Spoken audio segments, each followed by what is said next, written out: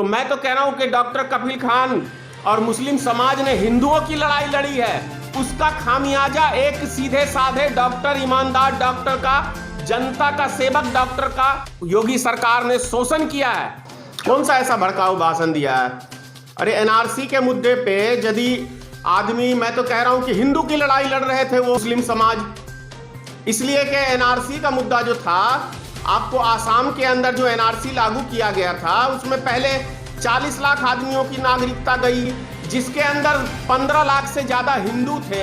28 तारीख को जितने भी हमारे कार्यकर्ता हैं, जहां जहां इसका विरोध हम करेंगे, कफील खान की रिहाई के लिए हम लोग आवाज बुलंद करेंगे। भारतीय जनता पार्टी के लोग सवाल से भागते हैं कोसों दूर, इसलिए भागते हैं कि जो ये वादे जनता के बीच में करके आए थे, ये मुंह दिखाने लायक किसी पत्रकार को नहीं है। किसी पत्रकार का सामना करने की क्षमता, यहां तक के भारतीय जनता पार्टी के जो है प्रधानमंत्री श्री नरेंद्र मोदी, भारत के प्रधानमंत्री, उनके अंदर भी ये काबिलियत नहीं है कि किसी भी ईमानदार पत्रकार का एक प्रश्न का उत्तर दे सके। दिल्ली जो दंगा हुआ था, उसके बाद जब दिल्ली के हाई कोर्ट के जज ने भारतीय जनता पार्टी से और पुलिस प्रशासन से सवाल पूछा, तो रातों रात उसका ट्रांसफर आपको पंजाब में कर दिया गया। देखिए, गोदी मीडिया इस पे आवाज नहीं उठा रही है। बाकी जितने न्यूज चैनल हैं जो गोदी मीडिया नहीं है, सब चैनलों पे इसका बात चल रहा है। जिस तरीके से डॉक्टर कफील को योगी सरकार ने जेल में रखा हुआ है, क्या कहेंगे? क्या वजह होगी कि डॉक्टर कफील, अभी कोरोना का समय था, डॉक्टर है, सेवा करने का मौका था, उनको सेवा करने देना चाहिए था, लेकिन फिर भी जेल में? क्या लगता है आपको, क्या कहना चाहिए इस पे? देखिए, ये जो सरकार है ना, ये इनका काम है हिंदू मुसलमान करना, क्योंकि जब तक ये हिंदू मुसलमान करते रहेंगे, जनता का इनको मत मिलता रहेगा। पुलवामा हमला कराया था तो वो आसानी से उसको बेल मिल गया, लेकिन इसने गरीबों की, मुजफ्फरपुर में चमकी बुखार था पिछले साल, तो उसको यहाँ पे आके मतलब इलाज किया तो उसको जेल हो गई। तो मानसिकता मिला जुला के कहें तो बहुत ही घटिया किस्म की है योगी सरकार की, और ये जब तक हिंदू मुसलमान करते रहेंगे तब तक समझिए देश का बेड़ा गर्द होने वाला है। क्यों आपको लगता है कि योगी सरकार कफील को गलत नहीं? इल्जाम तो इनको ये भी लगता है कि भड़काऊ भाषण उन्होंने दिया है। कौन सा ऐसा भड़काऊ भाषण दिया है? अरे एनआरसी के मुद्दे पे यदि आदमी, मैं तो कह रहा हूं कि हिंदू की लड़ाई लड़ रहे थे वो मुस्लिम समाज, इसलिए कि एनआरसी का मुद्दा जो था, आपको आसाम के अंदर जो एनआरसी लागू किया गया था उसमें पहले 40 लाख आदमियों की नागरिकता गई, जिसके अंदर 15 लाख से ज्यादा हिंदू थे। तो किस हिंदू की बात करते हैं ये भारतीय जनता पार्टी के लोग? अरे बांग्लादेशी को बसाओ, चाहे पाकिस्तान वाले को बसाओ, चाहे अफगानिस्तान वाले को बसाओ, लेकिन जो भारत के नागरिक थे उसकी नागरिकता क्यों गई? कितने हिंदू थे जो इसके ऊपर आवाज बुलंद किया? तो मैं तो कह रहा हूं कि डॉक्टर कफील खान और मुस्लिम समाज ने हिंदुओं की लड़ाई लड़ी है, उसका खामियाजा एक सीधे साधे डॉक्टर, ईमानदार डॉक्टर का, जनता का सेवक डॉक्टर का योगी सरकार ने शोषण किया है और उसको जेल में डाला है। ये बहुत बड़ा गुनाह किया है। तो लेकिन आप कह रहे हैं कि वो हिंदुओं की लड़ाई लड़ रहा था, लेकिन माहौल तो ऐसा बनाया जा रहा है कि जैसे कि हिंदुओं को फर्क नहीं पड़ता कि कफील जेल में रहे या बाहर। देखिए, हिंदुओं को फर्क तो तब भी नहीं पड़ता है जब उनके कोई अपने मर जाते हैं, जैसा कि इस कोरोना वायरस के अंदर आपने देखा, महाराष्ट्र के अंदर कई परिवार हिंदुओं के मर गए, लेकिन कोई हिंदू उसको कंधा देने के लिए नहीं गया, वो मुसलमान ही उसको शमशान घाट तक लेके गए। तो हिंदुओं का तो ऐसा है, बस ये सिर्फ और सिर्फ ये नफरत पैदा करना जानते हैं, प्यार मोहब्बत करना नहीं जानते। ईश्वर जी, आप और आपकी पार्टी जो है हमेशा आंदोलन के लिए जाने जाती है, आप सड़क पे दिखते हैं हमेशा आंदोलन करते हुए। अगर कफील को बेल नहीं मिलता है, यहाँ नहीं होते हैं, तो क्या कुछ कदम होगा आपका और आपकी पार्टी? मैं 28 तारीख को जितने भी हमारे कार्यकर्ता हैं, जहां जहां इसका विरोध हम करेंगे, कफील खान की रिहाई के लिए हम लोग आवाज बुलंद करेंगे। और आपने देखा होगा कि सबसे पहले मैंने ही कफील खान के विषय में आवाज उठाया है, और ये आवाज का इतना प्रभाव पड़ा, आपने देखा होगा कि पूरे देश में हर जाति धर्म के लोग, हर राजनीतिक, लगभग राजनीतिक पार्टियां भी सपोर्ट में आ गई है डॉक्टर कफील खान की। और निश्चित मुझे विश्वास है कि जब जनता का दबाव पड़ेगा, सरकार के ऊपर राजनीतिक दल का दबाव पड़ेगा, तो कफील खान को छोड़ना ही पड़ेगा, केस वापसी लेना ही पड़ेगा। ये मैं पूरे विश्वास से कह रहा हूं आपको। लेकिन आपके बात में अगर इतनी सच्चाई है, कफील बेगुनाह है, तो फिर मीडिया जो है जो हर चीज की आवाज उठाती है, इस पे क्यों नहीं आवाज उठा रही है? किसके ऊपर? मीडिया जो है जो हर चीज पे आवाज बुलंद करती है, सरकार को आईना दिखाने का। देखिए, गोदी मीडिया इस पे आवाज नहीं उठा रही है।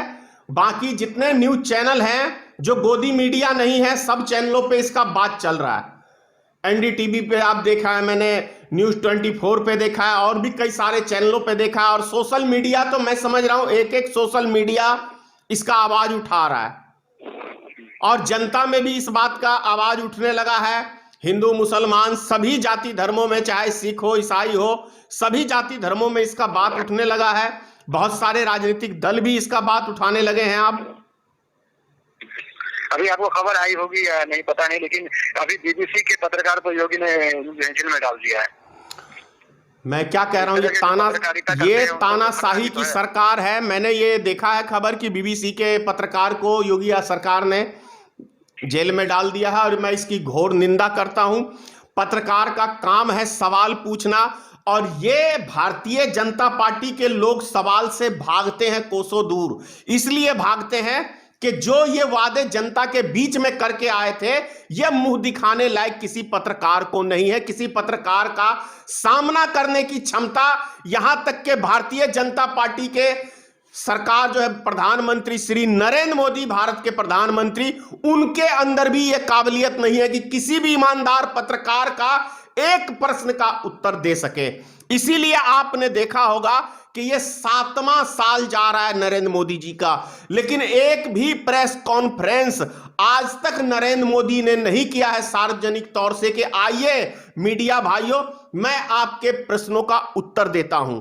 तो यह डरी हुई सरकार है, सहमी हुई सरकार है।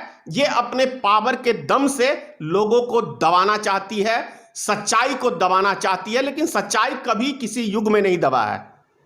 कि धनेश्वर महतो जी तो हिंदू के खिलाफ बोलता है, इसमें हिंदू के खिलाफ क्या बोलना? और मुसलमान कौन सा ऐसा रह के इस देश के अंदर गुनाह करते हैं? यदि वो 5 टाइम का नमाज पढ़ते हैं तो इसमें कौन सा गुनाह है? ईश्वर की इबादत करते हैं तो अच्छी बात है। हिंदू कितने हैं?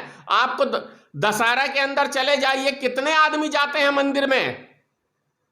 मेला लगाएंगे तो देखेंगे आरके एक्स्ट्रा। इससे क्या धर्म का बढ़ोतरी होगा? अगर सरकार किसी पे शिकंजा कसती है या भड़काऊ भाषण, ये तो न्यायालय पे भरोसा आप कीजिए ना, न्यायालय फैसला करेगा। ऐसा है कि इस योगी सरकार को और भारतीय जनता पार्टी के न्यायालय पे विश्वास नहीं है। इन्हीं को विश्वास नहीं है, तभी तो न्यायालय ने बेल दे दिया उसको, और 72 घंटे बाद भी उसको क्या कहते हैं, जेल से बाहर नहीं दिया। और उसके बाद 72 घंटे के बाद रासुका लगा के 106 लगा के उसको राजद्रोह के मुकदमा में दोबारा अंदर कर दिया। तो न्यायपालिका पे तो भारतीय जनता पार्टी को विश्वास नहीं है। जब न्यायपालिका ने उसको बेल दिया तो दोबारा फिर क्यों उसको अंदर किया? तो क्या लग रहा है कि किस वजह से किया जा रहा है? एक मुसलमान है या ये वजह है या कोई और वजह है? क्या मुसलमान है, यही वजह है, और कोई वजह नहीं है। और ये मुसलमान को करेंगे क्या? अरे हिंदुओं का दिमाग कम से कम इतना तो सीख ले कि मुसलमान को परेशान कर रहे हैं। कितने मुसलमानों को देश से आज तक बाहर कर दिए हैं? एक भी मुसलमान 6 साल में? ये सिर्फ परेशान कर रहे हैं वोट बैंक की राजनीति के लिए, और इनको देश और समाज से कोई लेना देना नहीं है। इनको सिर्फ और सिर्फ गद्दी प्यारी है, और ये गद्दी बचाने के लिए कुछ भी करने के लिए तैयार हैं। चाहे हिंदुस्तान में दंगे हो, फसाद हो, और वैसे भी क्रिमिनल रिकॉर्ड नरेंद्र मोदी का भी रहा है, अमित शाह का भी रहा है, और क्या कहते हैं योगी आदित्यनाथ का भी क्रिमिनल रिकॉर्ड रहा है। तो इनसे यदि हम अच्छी चीज की उम्मीद करें तो मैं समझता हूं ये बहुत गलत है। लेकिन अभी जो खबर आ रही है कि योगी सरकार की, जो सरकार की तरफ से वकील रखी गई है, वो बहुत ही पैसा देकर रखी गई है, बड़े वकील को रखी है, तो छूटना तो कहीं न कहीं मुश्किल लग रहा है। देश का सारा पैसा किसके पास है? नोट छापने की मशीन किसके पास है? सिस्टम किसके पास है? यहां तक कि सुप्रीम कोर्ट किसके अधीन है? हाई कोर्ट किसके अधीन है?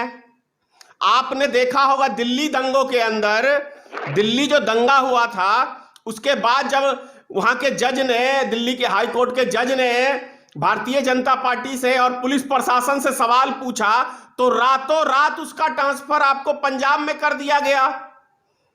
तो क्या है कानून व्यवस्था?